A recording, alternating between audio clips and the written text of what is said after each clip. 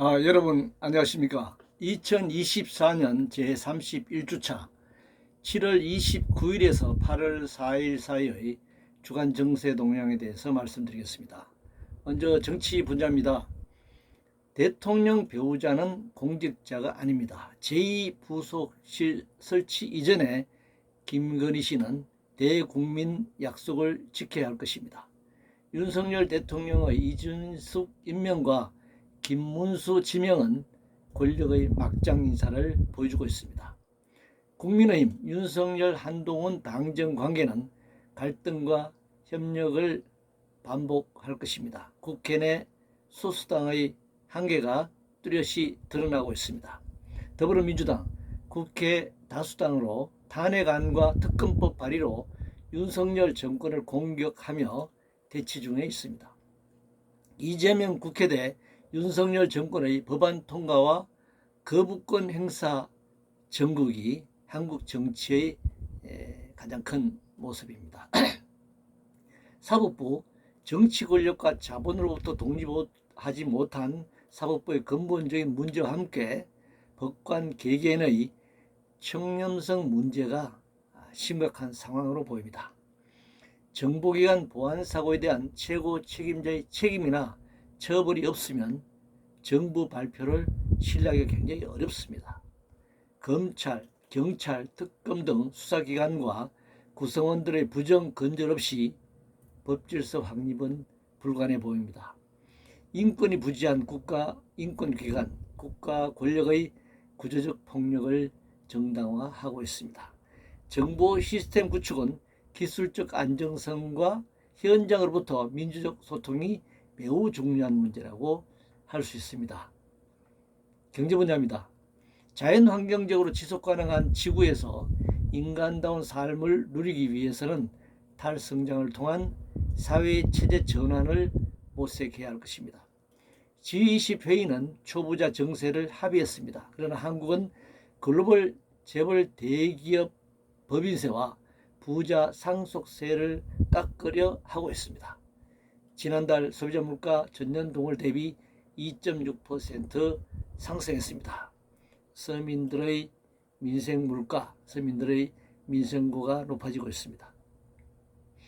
대주주 권리만을 옹호하고 있는 주주자본주의 하의 주식회사는 어떻게 하든 상법, 공정거래법, 자본시장법 등의 규제와 통제에서 벗어나려 하고 있습니다. 반도체 산업의 시스템, 파운드리, 메모리 분야가 있습니다. 핵심 부품과 기술력 등 종합적인 평가가 필요하며 단순히 매출액 비교만으로 기업이나 국가 우위를 판단할 수 없습니다. 최근 삼성전자가 매출액을 굉장히 높였다라고 하는 그런 수치와 관련해서 내용을 들여다볼 필요가 있다, 이렇게 말씀드릴 수 있습니다. 플랫폼 팀원 UF의 판매 대금 정산 지연 사태로 판매자와 소비자 피해가 확산되고 있습니다. 플랫폼을 통한 전자상거래 유통 빠른 속도와 함께 새로운 약탈 현상을 보여주고 있습니다. 비상장 유니콘 기업, 재벌 대기업이나 글로벌 기업과의 경쟁에서 생존 가능성이 있는가, 이 부분을 판단할 때가 되었습니다. 교육주택, 의료, 문화 등 지역의 조건이 만들어져 있지 않은데 파격적 대우나 시군통합으로만 인력의 지방행이나 또 도농 간 균형 발전은 불가능해 보입니다. 사회 분야입니다. 특정한 학과로 학생들이 몰리는 것은 교육 목표를 상실했기 때문입니다. 큰 소득, 임금 격차와 대우의 차이가 학생들을 의대, 약대로 몰리게 하고 있습니다. 금리 변동에 따른 집값 불안정성이 높아지고 있습니다. 토지주택 공공성을 통한 국민주택권을 보장해야 할 것입니다. 전공이 없는 대학병원이 운영되고 있고 앞으로 이런 방향으로 될 것 같습니다. 의사 양성과 병의원의 공공화를 지속적으로 추진해야 합니다. KBS, MBC 등 공영방송에 대한 국가 권력은 물론이고 정치권의 개입을 금지하는 방향으로 방송법을 개정해야 합니다. 유튜브도 방송이므로 방송의 공적 책임을 다해야 할 것입니다. 올림픽은 전쟁, 가난, 질병, 불평등을 넘어 평화로운 세계를 실현하기 위한 선수들 간의 경기입니다. 메달로 국가 순위를 매겨서도 안 될 것입니다. 그리고 이 국가주의 그리고 자본의 광고로 활용되는 올림픽이 되어서도 안 될 것입니다. 아이를 낳아서 키울 수 있는 사회적 조건과 출생률은 비례합니다. 안전사고는 안전 불감증만 얘기한다고 해결되는 것이 아니라 구조적인 문제를 해결해야 합니다. 노동부자입니다. 임금은 노동력의 대가로 노동자에게 생계비를 넘어 생존비용입니다. 임금 체불은 따라서 중대범죄라고 할 수 있습니다. 글로벌 대기업 대변자, 반노동 극우주의자 김문수 씨를 노동부 장관 후보로 지명한 상황입니다.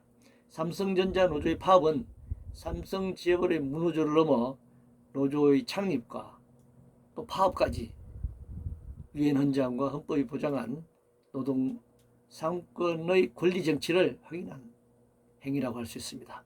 생태 환경 분야입니다. 전 세계는 과도한 댐을 철거하는 추세인데 한국은 환경부를 내세워서 댐 14개를 더 건설하겠다고 하고 있습니다. 전 세계는 역시 탈핵으로 가는 것이 추세인데 핵발전을 장려하겠다고 하는 윤석열 정부입니다. 국제 분야입니다. 한반도 근대화론에 기초한 윤석열 정권의 퇴행적인 한일 외교 관계가 계속되고 있습니다. 한미일 안보협력 프레임워크 협력각서 체결은 수직적 미일한 군사동맹의 전 단계라고 할 수 있습니다.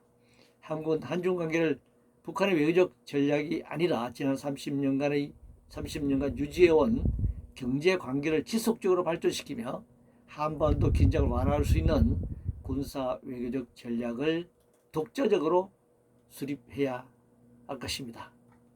이상으로 제31주차 주간 정세 동향을 마칩니다.